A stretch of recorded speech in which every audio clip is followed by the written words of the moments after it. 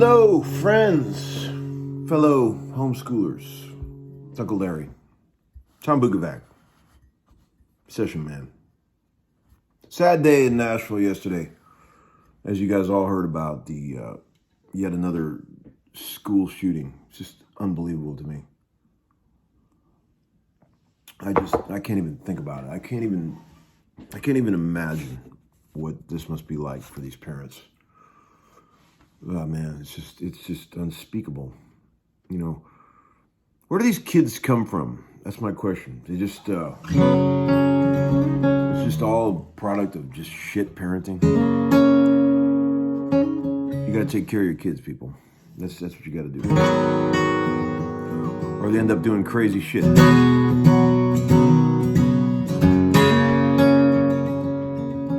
Okay, that was an old Cat Stevens song. You guys remember that song? No, it's called Trouble. Yes, it is one of the greatest songs ever written. I mean, you know, remember I was on my Joe Cocker tirade a while back? I have to put Cat Stevens in there in terms of musicians in rock history that put their entire soul into their performance. Joe Cocker, Cat Stevens, absolute top of the list. Even if you hate them, you cannot deny the fact that they gave it all to what they, I mean, you know, Cat's still around and he's still amazing. I would love to hang out with him. Anybody know him out there? Hook me up. I'd love to hang out with Cat Stevens. I have many questions for him. Yusuf, that's what I'll call him now. So, aside from all the shit news, I hope everybody's doing great. I got a new guitar today, I'm very excited about. It's another one of these sovereign conversions by sweet Jimmy Burkett from Dothan, Alabama. It's a great guitar, man. I mean, these things come in the mail, perfectly in tune. I mean, the intonation is perfect. It sounds amazing, plays amazing. What do you want in life? And they're cheap.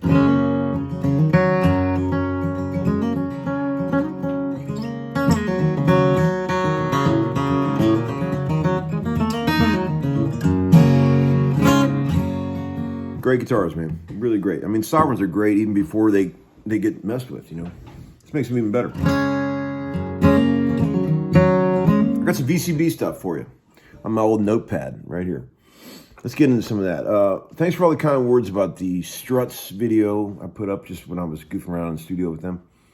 Sweet, sweet cats. There are a lot of people were very sweet on there saying things like, cool to see some proper rock and roll. And they liked Luke's outfit. You know, I like Luke's outfit. Stylish young man he is. Also, a lot of comments about how it sounded like the Stones, and I'm like, do you think the Stones wrote this progression? That's what cracks me up about people. I remember. I used to. My dear departed friend Rick, who you guys know that I love so much. I loved him. He died last January. But we were mates, man. We had a music store together, and he was a lovely guy, and my kids loved him. We all loved him. And he played a lot of different instruments. You know, he's goofed around on piano, bass, guitar a little bit. And so he fancied himself a bit of a musician. He had a good ear, you know. But the thing about Rick that always cracked me up is he was absolutely impossible to ever write a song with. He would try to get together with friends of mine, and every once in a while we would just goof around trying. And as soon as you played any 2-chord progression that reminded him of anything he already knew, he would go, "Oh, that's so and so." And it's like the biggest buzzkill in the world when you're trying to make up a song, and you play one chord that reminds somebody of some other song, and they stop you. I mean, especially like in a day and age where rock and roll, if you think of rock and roll as a person, it's what now? Born in 55, it's 45 plus 25. It's 78 years old right now. So you think about how many times this shit has all been recycled. I mean, the Stray Cats are old, and they were copying shit from two generations before. I mean, so if you want to conjure the image of rock and roll, you have to steal from some of the cliches that have gone before you for 70 years. You know, of course, you know, there's a million songs that anything that anybody would play that sounds rock and roll would remind you of, because it's like classical music at this point. It just you know, it cracks me up that people get so up in arms about stuff like that. It's like, if you tried living in Nashville for 15 minutes, if that's the kind of person you are, you would not even believe it. I mean, you have people just openly steal things, rip things off. I mean, like they'll play a record and go, "I want to write a song just like this," you know. It's been going on the whole time I've lived here. Yeah, it's plagiarism, sure, or whatever. But it's also, it doesn't matter. If you can write something that's good and inspires people and it's fun or cool or interesting, who cares? Everything's stolen anyway. All the Zeppelin shit was stolen. All the Stones shit was stolen. I mean, it doesn't matter. It's like, it's just like, when is the last time you heard anything that anybody did under the umbrella of rock and roll that you would consider to be 100% original, not copying anything? Think about that and write it in the comments. I think the last record I heard under the rock and roll umbrella that I think was 100% unique and not stealing from anything was about 20 years ago when I heard Hide and Seek by Imogen Heap. And even that's a stretch calling that rock and roll, but it's under that umbrella. I mean, I'm not sticking up for anybody or you know, defending anything anybody says. Yeah, of course it reminds me of Jumpin' Jack Flash, but I'd rather listen to that and some pop bullshit that's just the same 4 chords over and over with no inspiration and no rock and roll soul, wouldn't you? I mean, come on, man. Let's get honest here. Okay, so a lot of questions, and we better get to them quick because we're running out of time. Larry, what's one of your pet peeves? I hate it when people say you're not wrong. That's way up there for me. If you say something and somebody goes, "Oh yeah, you're not wrong." Oh my God, I hate that. I hate that so bad. Why do people say that? Okay, it's like you've been wrong all this time and then finally you're not wrong when you say something. It's really insulting. Don't ever say that, people. Another person said, if you could only play through a Kemper for the rest of your life, would you still play guitar?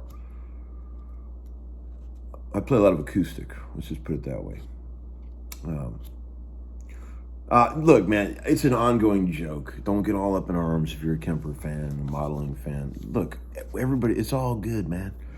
Everybody's free to use whatever they want. And no, I wouldn't play guitar anymore. I just love amps, man. I love amps and the smell and the feel of amps. I was in the studio yesterday. I was just thinking to myself, I did a whole day of sessions yesterday with some other stuff, not the Struts. And I was looking over at the 100-watt Marshall I was playing through. And it sounded so amazing. And it felt so amazing. And it just looks so amazing sitting there. And I'm just sitting there going, man, this is it, man. This is it. This is it. I don't need anything else. I'm good. You know, for whatever remaining time I have left on this planet, I'm fine with that 68 Marshall. I'm good. Another person said, "Hey Larry, is there ever going to be a vinyl for Plexi Soul?" Oh man, I wish I should have got on that a long time ago. If I would have ordered that 2 years ago or whatever, I probably would have been done by now. We do have Trip the Witch vinyl, but I doubt there's ever going to be a Plexi Soul vinyl unless somebody out there knows somebody with one of those overbooked 2 years behind vinyl pressing plants that could sneak me in. Hey Larry, what does this say? I gotta put the old corporate eye on. I can't read this shit. Oh, hey Larry, did you see the JHS video about the bad monkey thing? Yeah, I watched a bit of that, and it's all, you know, whatever. I've never been a Klon guy anyway. I never liked them at all. I bought a Klon when they first came out. You could buy them out of the back of Vintage Guitar magazine. I thought, this looks interesting. I think it was like $300, brand new. I bought one back then and I hated it. I'd sold it immediately. It so did not blow my skirt up. And I never liked them. I never understood the thing about them, you know. I mean, a lot of friends of mine use them. Kenny Wayne loves them. Paul Moak loves them. Great. It doesn't work for the way I play guitar, but those guys seem to love them, and I'm thrilled. I'm glad. But you know, I did notice in that video, I have noticed this. Okay, any like badass guitar player I've ever seen using a tube screamer or a Klon, they keep the gain real low, because that's the whole point of those pedals, is not to jack the gain all the way up. It was, you know, it was like low gain. And if you look in that video, dude's got the gain all the way up on the Klon. No one ever uses it like that. So of course you can make a cheapo pedal sound like that, you know? I would be interested to see if the thing still matched through a really good amp with a really good guitar player at a lower gain setting. You see what I'm saying? You know, that would be interested to see that, but who knows, man? Maybe it would match, and I wouldn't be surprised if it did. I mean, it's like, I think it's ridiculous. All that stuff is just so silly. I can't believe you have to pay $1,500 for a no-balls pedal now. I mean, if I'm partly responsible for that, I'm sorry. I apologize. I never wanted it to be that, okay? I want to be able to buy them for $40 like I used to, you know? It's how in tune that is. Wow. Nice job, Jimmy. Okay, hey Tom, what are your thoughts on ChatGPT, AI and all that? You know, I'm just learning about this stuff recently. I don't know shit about it, honestly. I've been seeing a few things lately it's just added to the list of shit to worry about for me. Peter Gabriel's into it, and he's my idol, so whatever. If he likes it, maybe it's cool. I do know, and this is going to mortify some of you people out there who already hate country music to begin with, but I've heard tale that all the young songwriters in Nashville get together, they always have ChatGPT going while they're writing. And, that may strike a chord inside some of you and your moral feelings about creativity and art. I'll tell you this, I wouldn't want to be a graphic designer right now in this world, because you see what this AI stuff is doing, and it's quite amazing. And it's like generating pictures, photos, album quality photos from nowhere for free. It's pretty frightening. If you're a designer and stuff like that, it's like, how do you compete with that? It's crazy. It'll affect all the arts. Thank God I'm not 20 years old right now, because I'd be scared to death about what could happen. But you know what? You know what's great about this? That sounds depressing, but it's not really. You see, people will always find a way to get around that kind of shit. Creative people will always find ways, new frontiers, new things, new ways to get around whatever bullshit's going on. And I have no doubt that AI will fall in line with that. People, musicians, artists will always find a way to make a living and do it. I'm not just trying to be all up with people. I'm serious. It'll happen. Hey, Larry, if you could have been present at any session in rock and roll history when they were making any album, what would you be? That's a hard question. I've thought about that a lot. I've actually asked that question a few times to dear friends and things. Man, so many great ones. But this morning I was listening to a record and I thought, man, it would be really fun to be at that session. Led Zeppelin 4. You can hear on that record, it sounds like they were having a damn good time. Man, Black Dog. We listened to that this morning in the car on the way to school. Man, that shit is ripping. Lord. We've all heard it a million times, but put it on again. Listen to the tone of the main riff guitar that plays along with that super distorted bass. I mean, that bass is so dirty. And then there's this real direct, fuzzy sounding guitar that plays along with that bass. I'm sure all the isolated tracks are out there on the YouTubes.